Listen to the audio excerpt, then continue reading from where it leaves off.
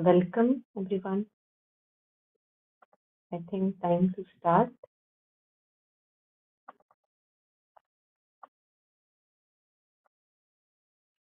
So today we have, I would say, two difficult prayers with us because with our limited understanding, we usually try to take away home whatever we can. I think that's a good beginning at least.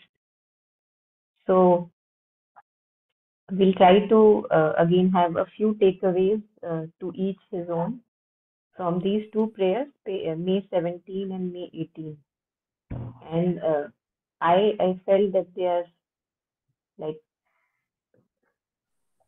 a bit difficult prayers than what we have maybe read earlier. Many of them where we could like more resonate with those prayers at the practical level.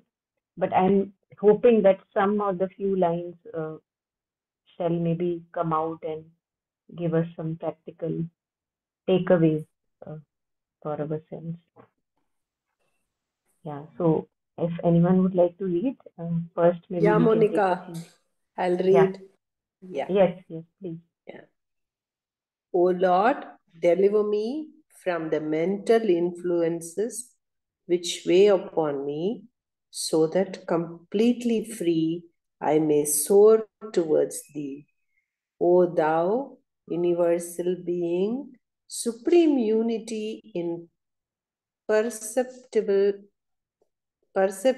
form, through an irresistible aspiration, I nestled within thy heart.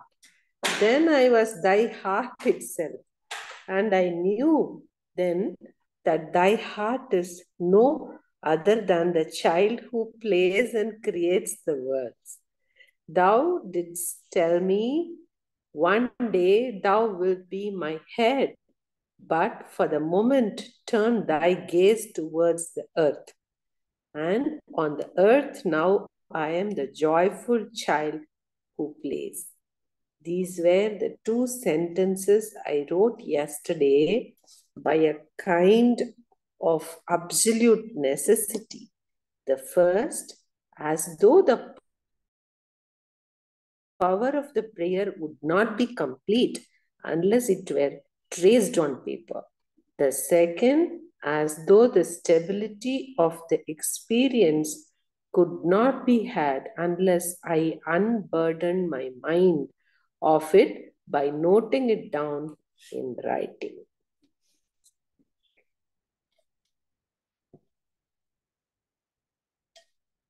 Thank you. Yeah, thank you, Sarvati. Your voice sounds much better now. Hope you have some Yeah. relief. Yeah. Yeah. So yes, anyone wants to share any thoughts, anything that is resonating right now?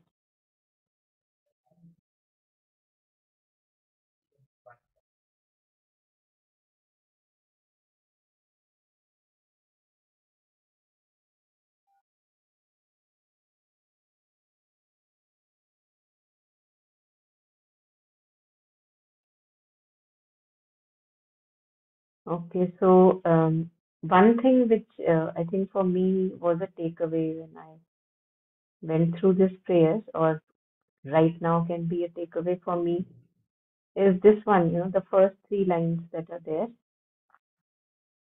O Lord, deliver me from the mental influences which weigh upon me, so that completely free I may soar towards thee. So I think all of us may have felt uh, often we feel that it's our own notions and conditionings and opinions and ideas that actually weigh us down, like they become a burden for us, and we keep living from those unwantingly, unknowingly, not being conscious that yes, we are living out of those perceptions. And it's like a mental cage that we have around us. And through that cage, we try to understand things and we try to have light in our life. For a very long time, we try to do that. So Mother says that deliver me from mental influences which weigh upon me.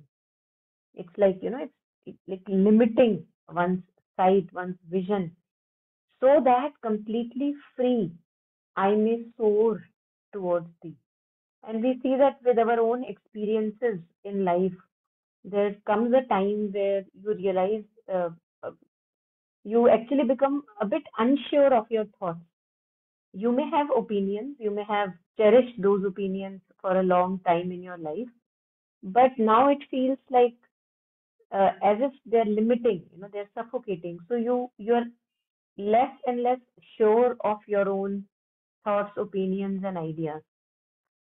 And I feel that that's a very beautiful kind of an opening that happens in us, because the more I'm able to let go of my what I'm thinking about this person, what I think about this situation, I may still think and I may share my opinion, but I'm not tied and glued to that opinion very tightly, because it's very liberating when I'm a bit unsure of myself, and when I'm a bit unsure of my thoughts and opinions, then it's a bit liberating. It's a bit liberating, and I'm sure all of us have, in one point or another, have felt that cage suffocation that comes to our own beliefs and ideas and opinions, and then a sudden liberation when, in one moment, one has been able to be unsure of one's thoughts and feelings. Mm. So giving it like a, instead of being rigid, like holding it very loose. So that was coming to me, and there's something in Letters on Yoga where Sri Aurobindo talks about these mental reservations, which I thought I'll maybe today we can go through that later. Yeah. So I feel that it's a very good realization, all of us who have had these glimpses, that you feel that my own mind is my own cage, and and the aspiration arises in the being that let me be free of these notions that I carry within me. So that it's a very beautiful, I would say, baby step if we have had glimpses of such moments in our life. And then the mind can also be a little quiet and receptive, because most of the times the mind is regurgitating its own opinions, ideas, and what it thinks, and judgments about people, himself, herself, other people. So when we are unsure now of our own ideas and judgments of other people, then the mind doesn't need to go round and round churning in those thoughts and opinions. It can actually remain relatively empty, and even if those thoughts and ripples may arise, but you don't give it fuel, like you don't engage in them, because you know that it's only a little window, and that even that little window is very distorted. So there is no point uh, thinking about thoughts that come to us. Yeah. So anything on these, I've just taken first three lines because they resonated the most with me here. And then if any reflections are there, we can take, and then we can take a few lines from Letters on Yoga on this. Yeah, in the Yeah, anyone? Upanishads, there's a story I was reminded of Sri Ram. I think it was Ramakrishna, some like a scholar called Ramakrishna.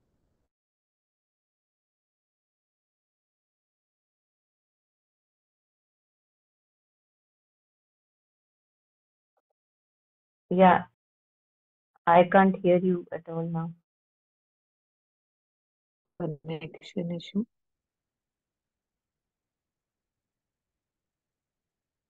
Hello? Yeah, I'm sorry, my connection was distorted. Oh, I thought it was from my side. Okay. Yeah, it was me, I guess. Yeah. So you were telling something about Ramakrishna. I missed that. Yeah, there was a scholar called Ramakrishnan in the Upanishads. I'd heard this, seen this story, and if for some reason he had to take a maun vrat, like he decided he would not speak And then he was just wandering, in with through the villages and the forest and all. He left the kingdom where he was appointed, the chief pandit, and he saw that if say he was lying on the field, there were three girls who went and they were said कि देखो बिना किसी चीज के लेटा हुआ है, like he doesn't have a pillow. Then he took a stone as a pillow, and then when they came back, they were like, see, he pretends he's not here, but see, he was listening to us. So, I mean, it just shocks him that I say I have taken the Mon breath, and yet what is silent about me except just my tongue? So again, first he got disgusted because he was speaking things that he didn't need to speak. Then he got disgusted with him that now he was, kind of still thinking, like there was no pause, there was no silence. And then he started working on his mind that not this also. True mourn cannot be without the stillness of the mind. So it's really beautiful. And like you said, we see this so many times that one gets tired of oneself, that hey Bhagwan, when will this chatter stop? But yeah, so thank you for the yeah.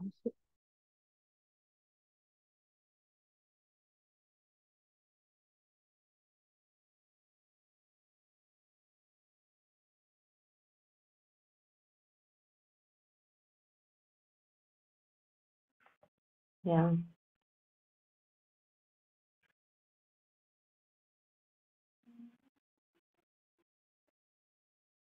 Anyone else here before we take up something from Letters on Yoga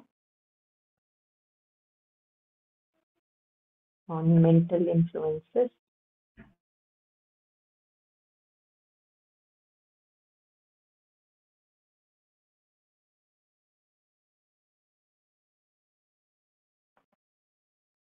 Okay. Yes, Hello. Dr. Anjali? Yes, Monica. Yeah. I was thinking about, I was not about mental influences, but Mhm. uh, I don't know how to express it, that you want to do something that now, but there was a dialogue in guide picture. मैं इधर जाना चाहता हूँ, नाक पकड़कर उधर घुमा देती है, मैं वो करना चाहता हूँ, नाक पकड़कर इधर घुमा देती है. So all these situations and circumstances that I feel like I'm in cage. I want to be free, but circumstances and situations are your duties, your things that you have to do. So not about mental influences, but a feeling of cage is, yes, that is there. And when I asked mother, um, I want to come there because I want to be with you, then I get answer in this form. When I asked mother, what do you want from me, how to do this work? So these types of dialogues and questions are going on.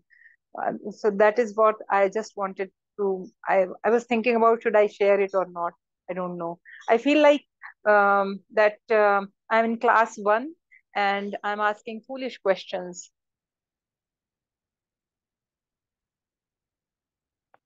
Actually, mother usually, I read somewhere that when people were asking, they're having discussions and people are asking questions to the mother, she would always wait for students to ask questions.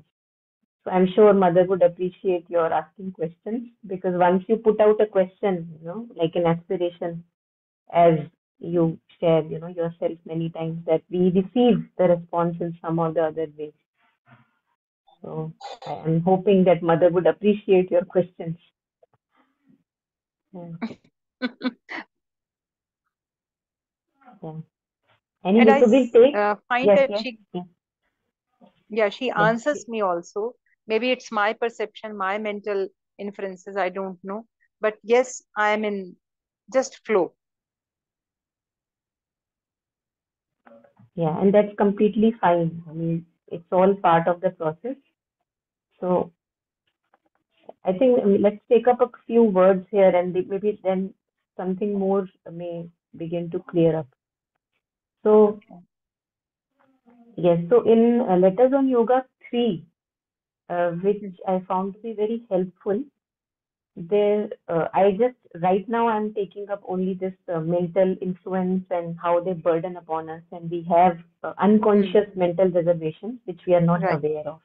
Okay. So, here, maybe, yeah, let's If you would like to read maybe this bit. No, actually, I am connected with mobile and I have difficulty in Oh, eyes. you can't. Okay, Yeah. okay, no problem. I think anyone else who is feeling ready, maybe they can read. I'll read. Yeah, okay. The up and down movement in yoga. The up and down movement which you speak of is common to all ways of yoga. It is there in the path of bhaktis, but there are equally alternations of states of light and states of darkness, sometimes sure and prolonged darkness when one follows the path of knowledge. Those who have occult experiences come to periods when all experiences cease, and even when finished. One sec, I'm not able to read also from the mobile. So one sec, I'll just check. Uh, I'll just start again. Sorry. Can I start again? Yeah, of course. Is it Yeah. big enough now for you? Yeah. The up and down movement in yoga. The up and down movement which you speak of is common to all ways of yoga. It is there in the path of bhakti, but there are equally alternations of states of light and states of darkness, sometimes sheer and prolonged darkness when one follows the path of knowledge. Those who have occult experiences come to periods when all experiences cease and even seems finished forever.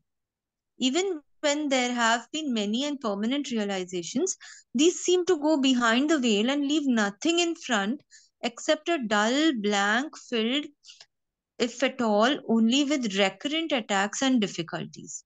These alternations are the result of the nature of human consciousness and are not a proof of unfitness or of predestined failure.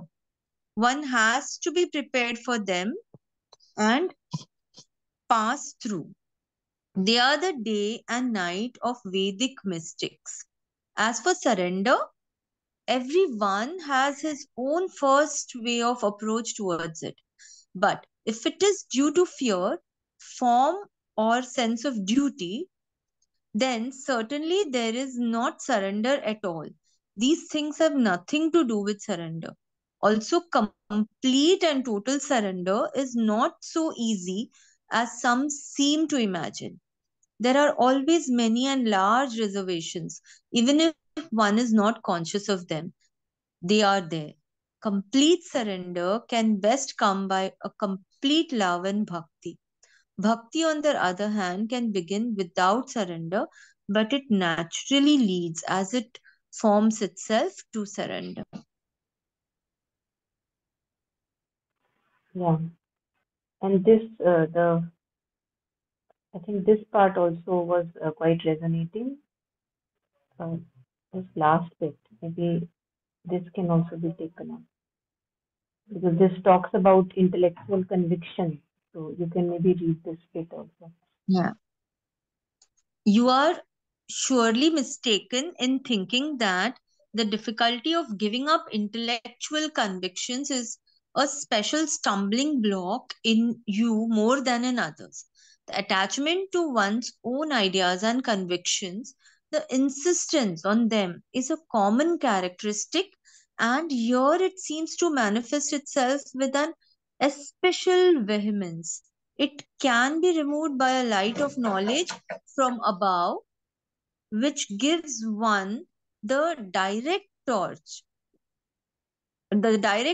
of truth, or the luminous experience of it, and takes away all value from mere intellectual opinion, ideas, or conviction, and removes the necessity for it, or by a right consciousness, which brings with it right ideas, right feeling, right action, and right everything else.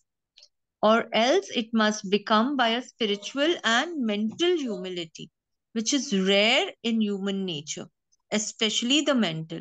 For the mind is always apt to think its own ideas, true or false, are the right ideas. Eventually, it is the psychic growth that makes this surrender too possible, and that again comes most easily by bhakti. In any case, the existence of this difficulty is not in itself a good cause for forecasting failure in yoga.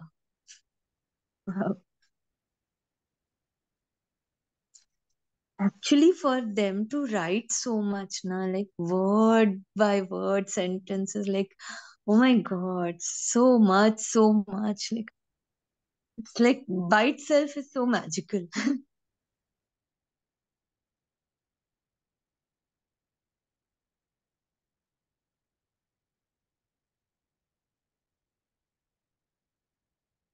Yeah, Dr. Anjali, you want to share something? I want you comment. Okay. So, this thing was very hilarious also because we see it in ourselves. Hmm. This one, that this the last paragraph, that we think that, anyway, the ego wants to be just special, so the ego consciousness, even when we are having difficulties in the practice, then we think that, oh, I am the one with whom this problem is occurring. I am the special one. Hmm. So he takes away that also here from us, and he says Hmm. that you are mistaken in thinking that the difficulty of giving up intellectual convictions, which is a problem with all of us, is a special stumbling block in you more than in others. So here, I think with this address to the sadhak, he also takes away that specialness that we feel at times, that, oh, I am a special one, and see, with me this is happening. So that really was hilarious. And yeah, this one, I feel this paragraph Attachment is to really, one's own yes, ideas. the attachment to one's own ideas and convictions. Like also when we relate with the mother, there also we have ideas, that I feel the mother in this way, and this is how I feel the mother. And if it's not happening, then I begin to feel disappointed. Oh, why am I not feeling the mother? So that is also an attachment to my own way of wanting to feel mother's presence. Yes, Shadaji, you want to add on? Yeah. Yeah. Monica, can you go to the previous para? Yeah. In this para, fear, what is this? I didn't understand. How can we surrender in fear? Fear, For like, many people, I'll say they call themselves God fearing. So that's also a state of consciousness where you fear the divine, that else you should be punished then. If you're not loving, if you're not having bhakti towards the God, so a sense of some punishing God, many people have that. So I think this fear may be uh, representing that stage in consciousness where in fear I want to surrender because, oh, that's the highest thing to do, and if I don't do that, then I'll be punished and I go to hell. So that's what I feel that that's what he's saying, that as everyone has their own first way of approach, but if the surrender is due to fear or any sense of duty, that, oh, since I am a human being, it's my duty to surrender. yeah. So that sense, he says that it is certainly not surrender at all. And these So things we are also nothing. we also These hear things, many people saying, God fearing. Yeah, now I got it. It is not out of love, it is out of fear. yes. So that's why he says again and again about bhakti, and that's why with Alokda also we hear just love the mother, love the mother. So even if right now I'm not feeling any love or bhakti towards the mother, just begin to cultivate it. So developing a connection with the mother, and just slowly, as we all have in our own ways developed a connection and love for the mother, so slowly begin to do that, because that itself takes care of the rest. So that's why a couple of times he says here that bhakti, on the other hand, can begin without surrender. So I have not surrendered to the mother, but I feel a little inclination towards going to her and doing pranam or remembering her. So it can begin like that. And then he says that that naturally leads to surrender. Beautiful. Yeah. Thank you.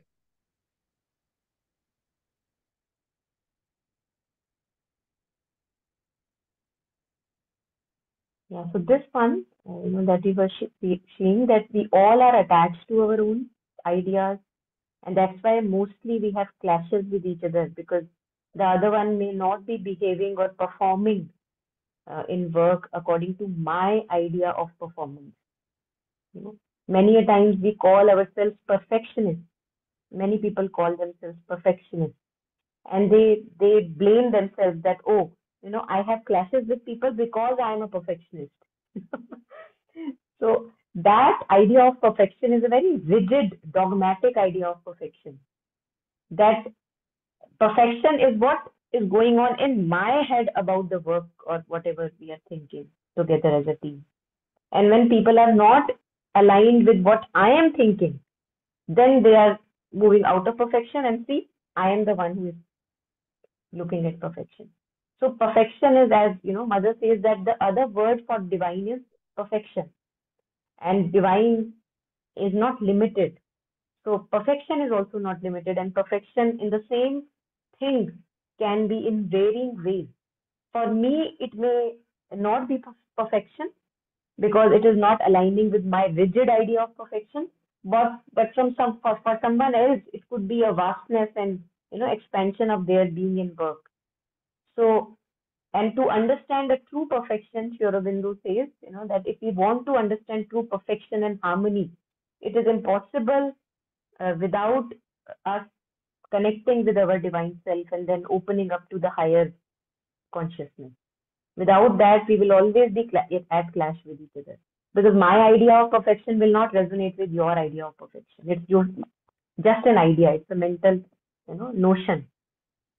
So, yeah. So he says that because we are attached to our ideas, convictions, and the insistence on my ideas are correct, it is a common characteristic with all of us, not especially with someone. And he says that it can be removed by a light of knowledge from above. So when we open ourselves, when we open ourselves wherever we are concentrating, we may be concentrating about the head, opening ourselves in the heart, or just remembering the mother all the time, that's also opening. So then by a default, we don't have to do anything, the light comes. And the very fact that we are in our life, it's possible to remember the mother is like a conviction that yes, the light has already started coming. If nothing in the being was open, how would I open to the mother, even taking her name? So this uh, rigidity of the mind and insistence upon my own ideas, he says this can be removed by a light of knowledge from above, which gives one the direct touch of truth or the luminous experience of it, and takes away all value from mere intellectual opinions, ideas, or conviction, and removes the necessity of it. So, first way of getting in touch with vastness and losing our rigid opinion is this that he says. It's like you have a cup and there is a little bit of dirt in it. And if you pour a lot of water, like a good flow of water, then the dirt comes out. There is no space for dirt. So when we open ourselves to the higher consciousness, as Taru was sharing, keeping ourselves really truly still. And we can be truly still only when I am now not believing in my own opinions and ideas. You can experiment about it. As long as we have surety in our thoughts and ideas and opinions, we can't make the mind still. I can only make the mind still, or I can have the experience of stillness when now I know that these thoughts, opinions, ideas, whatever they keep roaming in my head, they have nothing whatsoever important.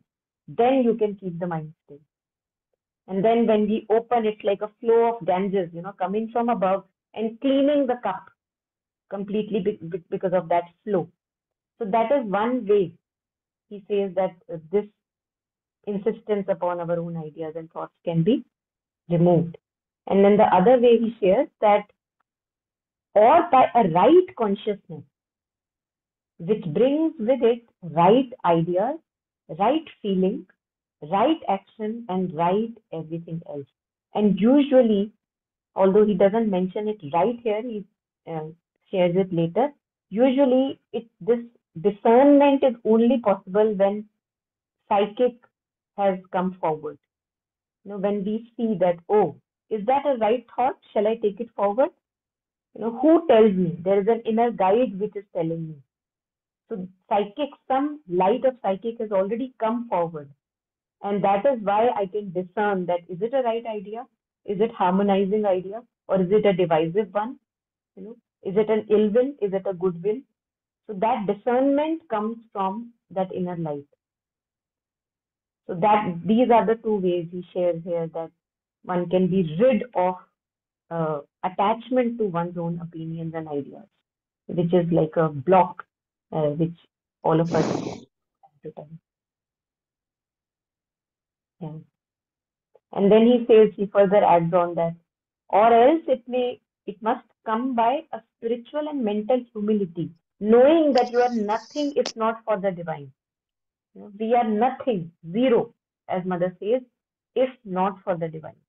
So that true humility, it's not only just I mentally, intellectually philosophize it, but I practically I know that I am nothing. So that would be a spiritual and even mental humility, that even if I have a beautiful thought, who is giving me that thought? It's only the divine. So true mental and spiritual humility, he says, which is rare in human nature. It's very rare because we need to cross many borders and lifetimes to have arrived at this true spiritual and mental humility. Because even when we may be trying to appear humble from within, even to our own self, some part within us will still insist, no, but I was right. Although I bowed down in front of that person, but I knew that I was right. So I just stepped back because I wanted to be humble. But it's not that. A true humility would be that which knows that your ideas, opinions, whatever, it is nothing, nothing, nothing. Especially the mental humility, for the mind is always apt to think its own ideas, true or false, are the right ideas. Eventually, and then he talks about the psychic here, eventually it is the psychic growth that makes this surrender to possible, and that again comes most easily by bhakti. So psychic is the element within us which has the most, like a magnet-like pull towards the divine. So it is surrendered already to the divine, and that's why it is like a, it's like a pull that with which we can climb. In any case, yeah. So anyway, it feels like the sadhak must be disappointed and like I'm not fit for yoga, so that's why he's sharing that this difficulty that you're facing, it's not a good cause for forecasting failure in yoga. We have many, many letters like that. Thank you. Thank you, Monica, for sharing this. Thank you. Anyone wants to share anything?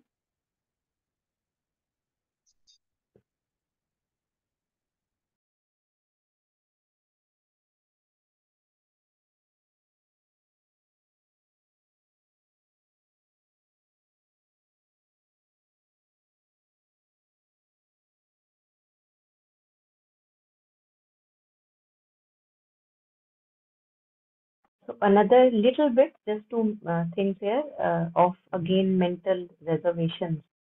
Here again he shares in one of the letters that it is perfectly true that so long as there is not an unreserved self-giving in both the internal and external, there will always be wailings, dark periods, and difficulties.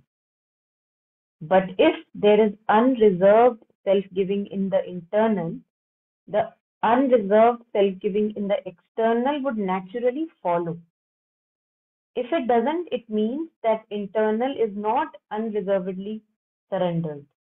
There are reservations in some part of the mind insisting on its own ideas and notions. So we see many a times, we may be struggling in our life regarding work, family, anything, any life situation. And uh, somehow we have a unconscious belief that no, what the plan in my head is the right plan. And why is that not happening? Have I done something wrong? Uh, where am I failing? Why is the plan in my head not happening regarding my own life? So there it's like I'm sticking to my own idea about how life has to move on. And if that doesn't happen, then there is a vital disappointment. So that can be called, it's not an unreserved surrender, because I'm surrendering. I say that I'm surrendering, but still I'm sticking to no, it has to happen that way.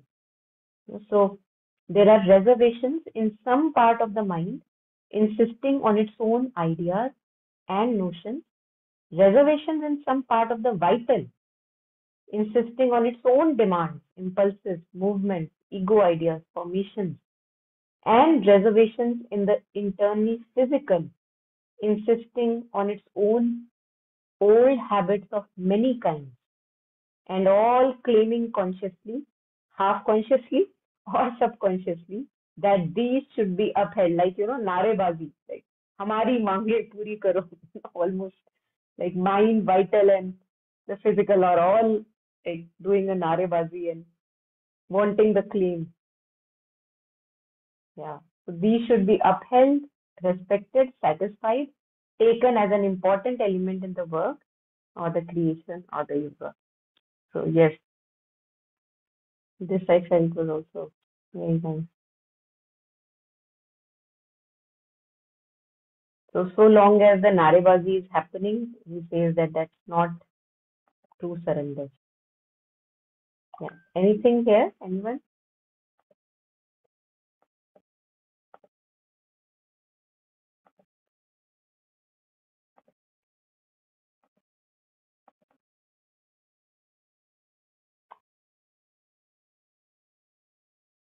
Yeah. So that was my takeaway from this prayer. If there are more takeaways, please unmute and maybe you can share it right away. Else we can maybe go through a bit of short prayer, which is the next one.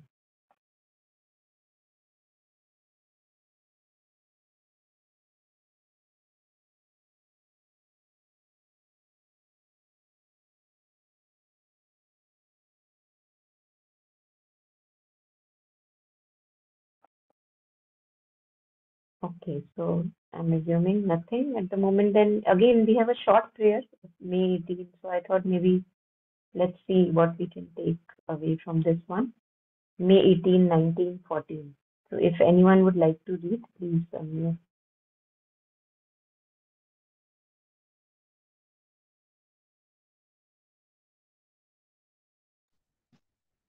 I'll read. May 18, 1914. Thou art the sole reality, O Lord. Thou art omnipotence and eternity. And he who is united with thee in the depth of his being becomes thy reality in its eternal and immutable omnipotence. But for others, the command is, even while remaining in contact with thee, to turn their eyes and activity towards the earth. Such is the mission thou hast given them. Here begins the difficulty, for everything depends upon the perfection of the sublime identification. They must still work at perfecting the instrument which will Yeah, I think manifest. I think I missed something, na? yeah, one line was missed. So, 1 second. yeah, maybe you Here can take begins. it up. Yeah, Yeah. it's better if you highlight. Yeah.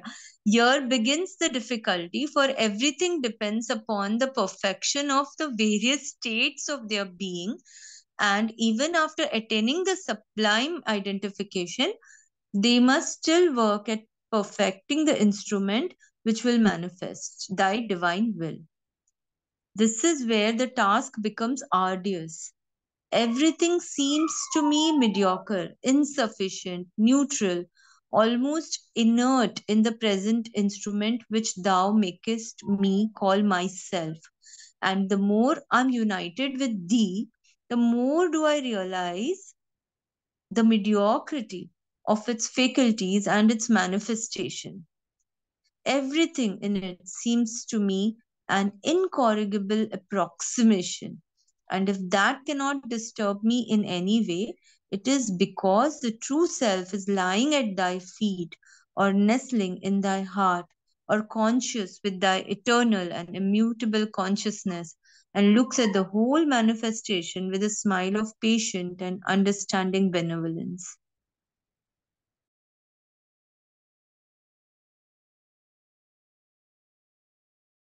Yeah, any thoughts here? Anyone?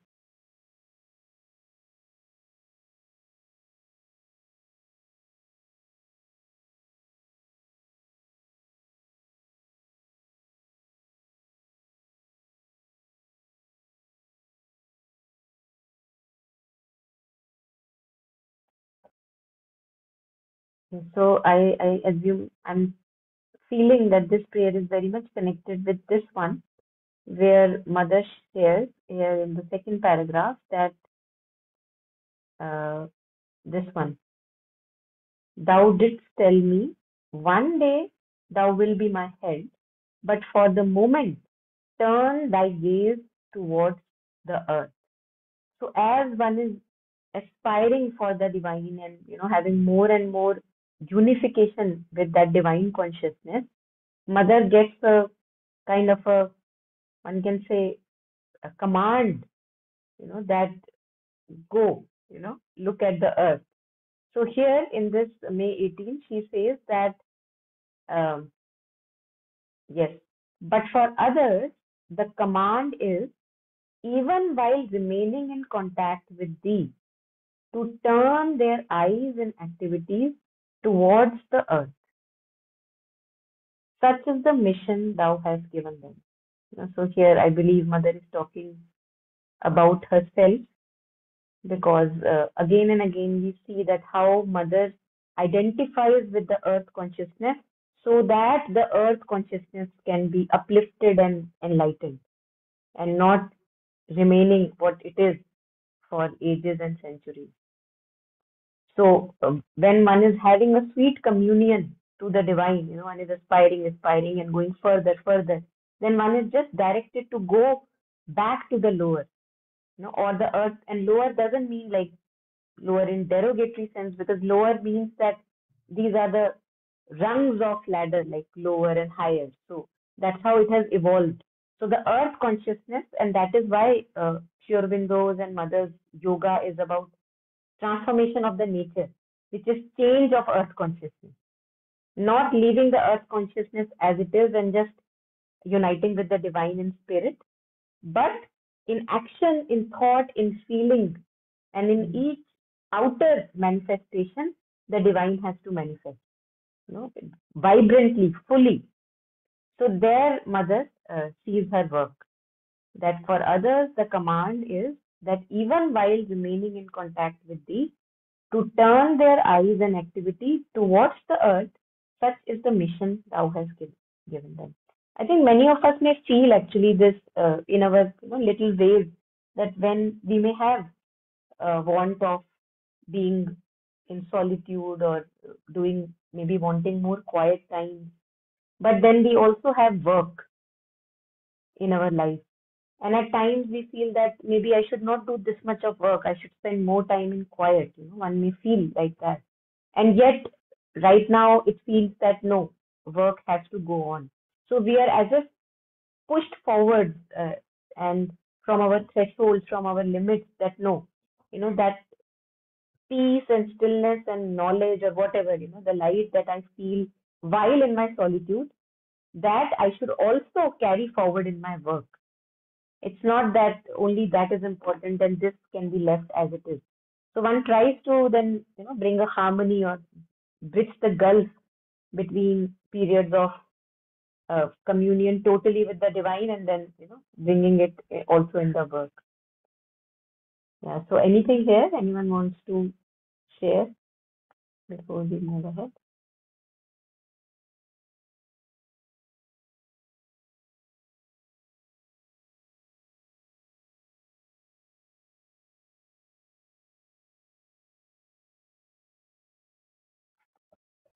Okay, so I'm assuming again nothing.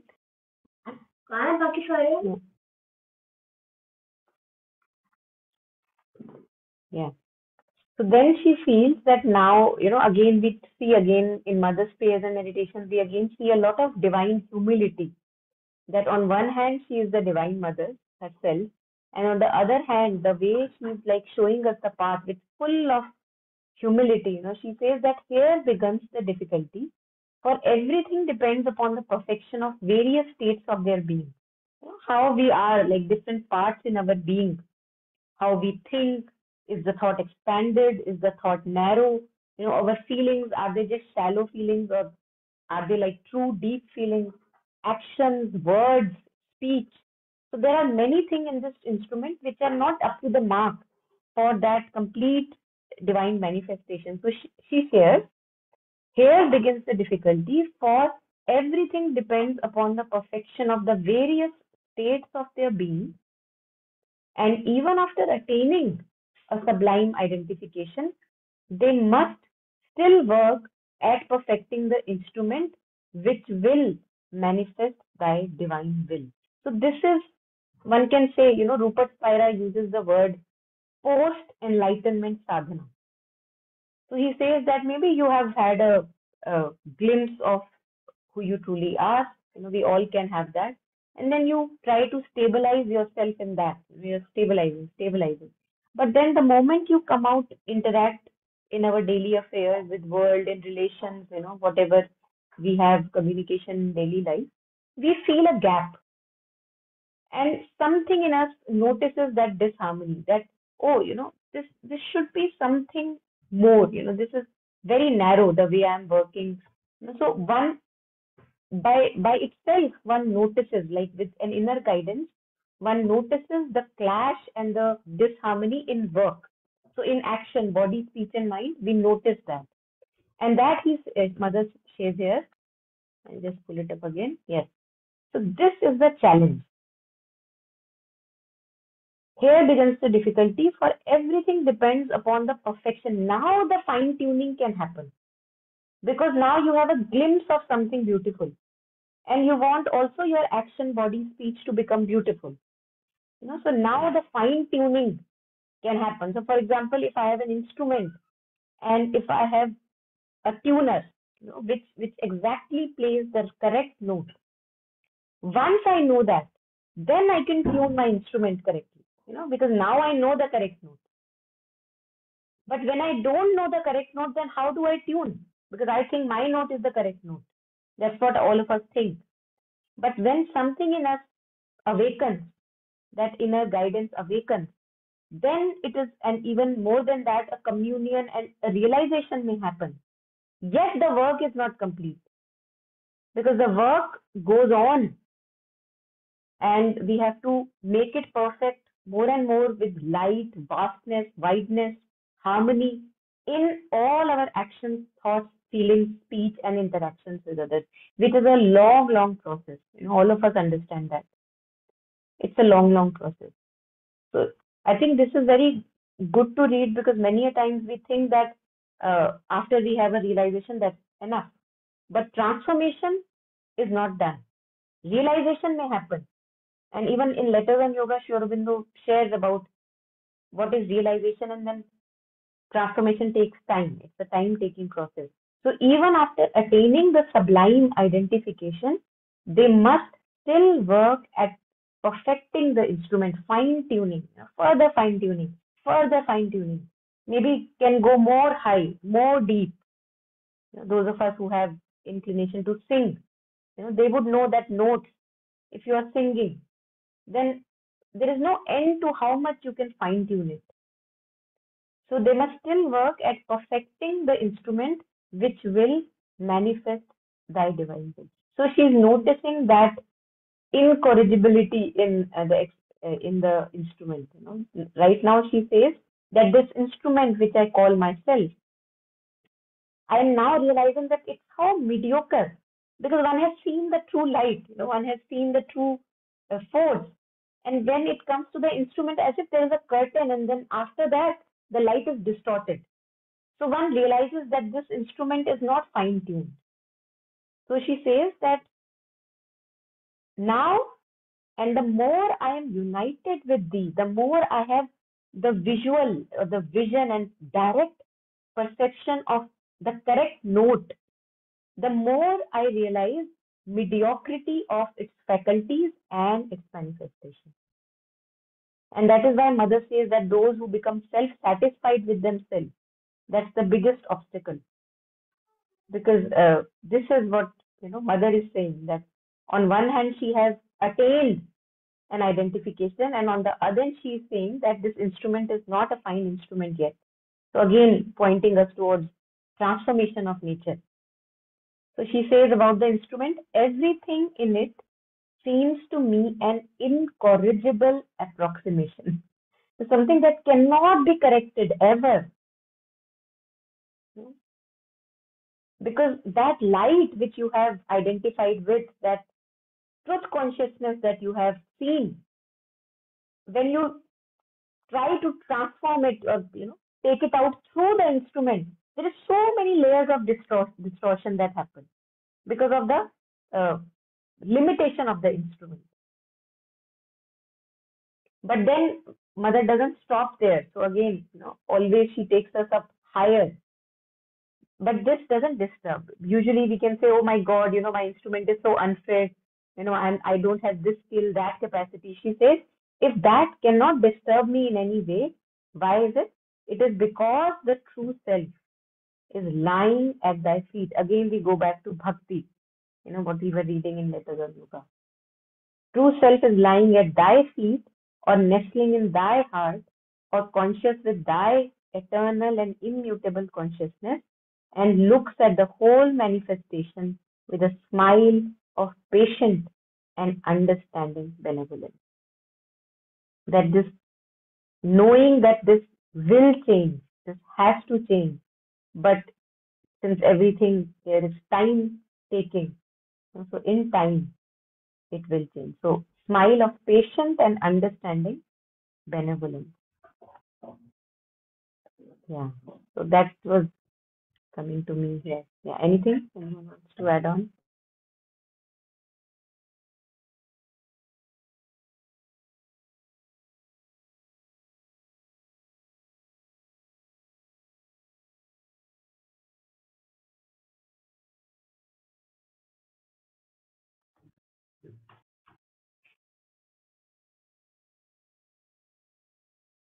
Okay. People are too quiet today. I'm the only one talking.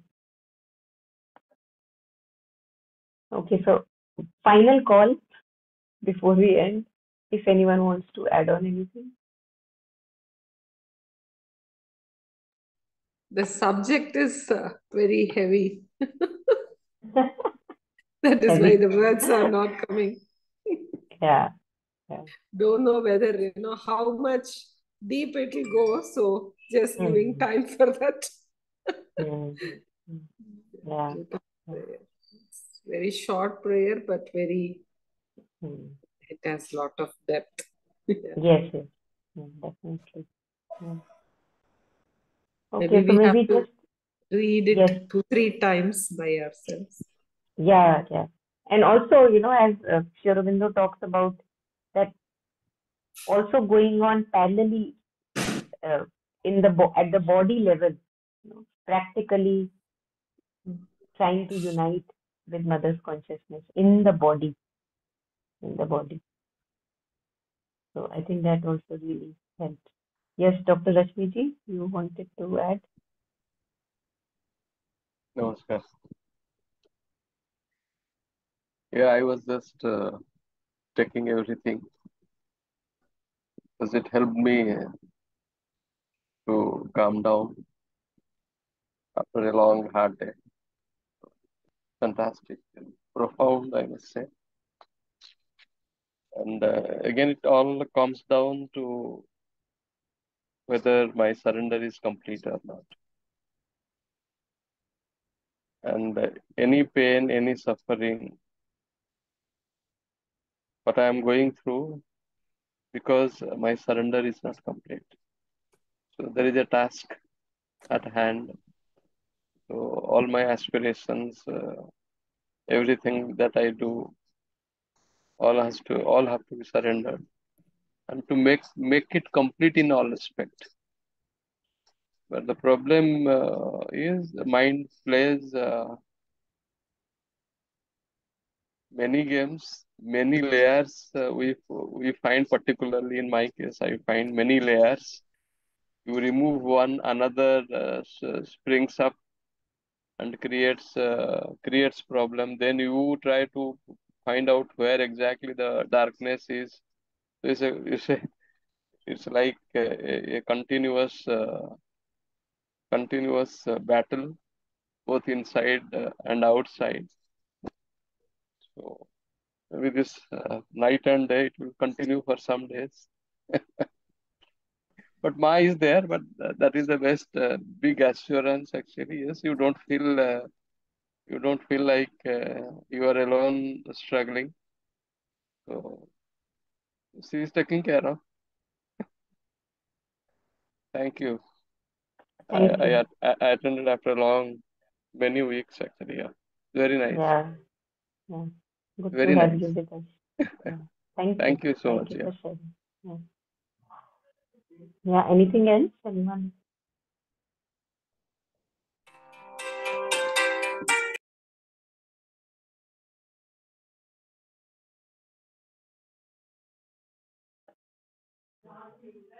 Okay. So maybe then before we end, we can take a moment to share uh, the merit with all the sentient beings,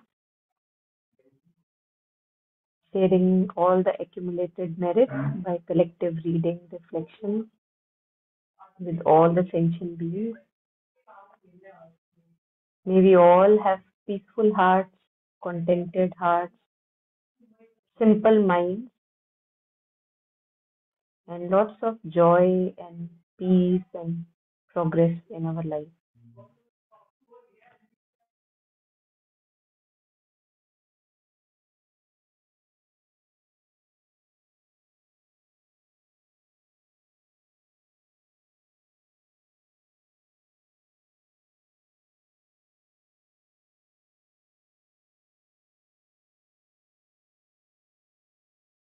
Okay, thank you, everyone, for being here. Thank you.